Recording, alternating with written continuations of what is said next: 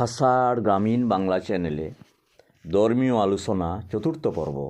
প্রসঙ্গ: মৃত ব্যক্তির দাফনের কাজ।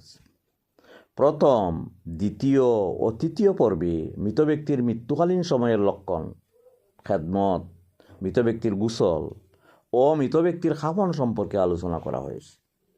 চতুর্থ পর্বে মৃত ব্যক্তির দাফন কার্য সম্পর্কে আলোচনা করা হবে ইনশাআল্লাহ।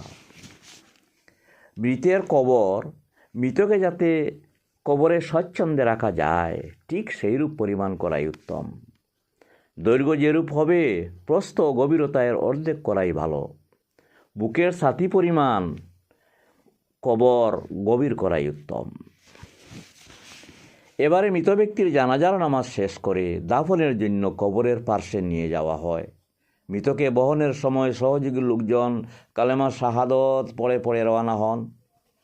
মৃতকে কবরের পশ্চিম পারে রেখে 3 জন কবরে নেমে মৃতকে কবরে রাখা হয়। যারা মৃতকে কবরে রাখবেন তারা কবরে নেমে কিবলামুখী হয়ে মৃতকে কবরে রাখেন। কবরে রাখার সময়ে পড়েন বিসমিল্লাহি আলা মিল্লাতি রাসূলুল্লাহ। মৃতের মাথা উত্তর দিকে ও মুখ পশ্চিম রূপ করে রাখা হয়। স্ত্রীলোকের মৃতদেহ স্ত্রীলোকের মাহরাম ব্যক্তিগণই মৃতদেহ কবরে নামিয়ে রাখেন।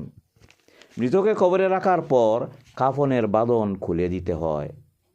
স্ত্রীলোকের কবরে বাঁশ মাথার দিক হতে দেওয়া হয় এবং পুরুষের কবরের বাঁশ পায়ের দিক হতে দেওয়া হয়। স্ত্রীলোকের খেউরের উপরে যে পর্দা রাখা হয় তা বাঁশ দ্বারা মৃতদেহ রাখার পরে মৃতদেহের উপর থেকে পর্দা তুলে নেওয়া হয়।